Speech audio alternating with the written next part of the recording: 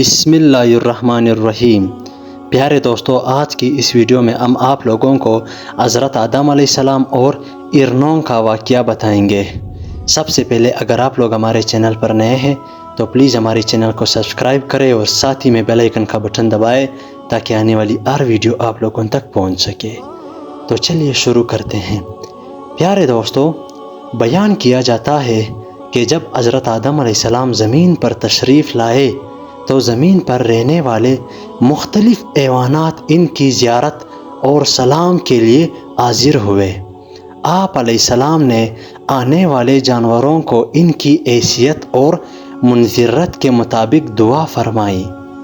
ارنوں کا ایک غول جب حضرت آدم علیہ السلام کو سلام کے لیے ان کے پاس آیا تو حضرت آدم علیہ السلام نے ان کی پشت پر شفقت سے ہاتھ پھیرا اور ان کے حق میں دعا فرمائی، جس کے نتیجے میں اللہ تعالیٰ نے انہیں نافع مشک عطا فرمایا۔ جب یہ ارن نافع مشک لے کر اپنی قوم میں گئے تو دوسرے ارنوں نے کہا، آج ہمیں تم سے عجیب سی خوشبو محسوس ہو رہی ہے جو آج سے قبل خوشبو تم میں نہیں پائی جاتی تھی۔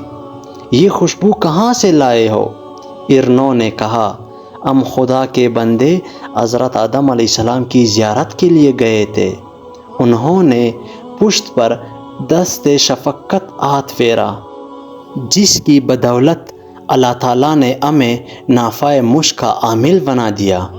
جب دوسری ارنوں نے یہ سنا تو انہوں نے کہا، ہم بھی حضرت آدم علیہ السلام کے پاس نافع مشک حاصل کرنے کو جاتے ہیں۔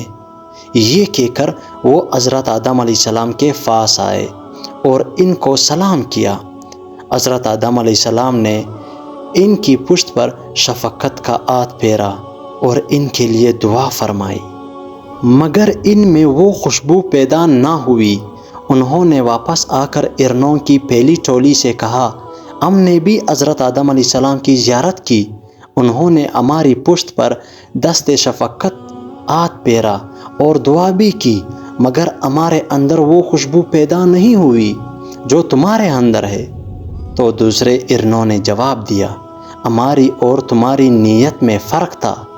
تم نے حضرت آدم علیہ السلام کی زیارت کو خلوص نیت سے انجام نہیں دیا، بلکہ تمہاری نیت یہ تھی کہ پروردگار تم کو بھی نافع مشک عطا کرے، اس لیے تم محروم رہے اور ہماری نیت خالص تھی، لہذا اللہ تعالیٰ نے ہمیں اس خوشبو سے نوازا اور یہ خوشبو قیامت تک ان کی نسلوں میں باقی اور قائم رہے گی۔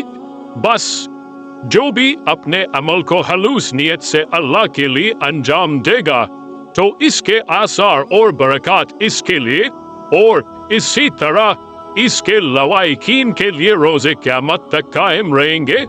پیارے دوستو، اللہ تعالیٰ ہم سب کو نیک راہ پر چلنے کی توفیق عطا فرمائے۔ ویڈیو کی اختتام میں یہی ہوتی ہے۔ اللہ حافظ۔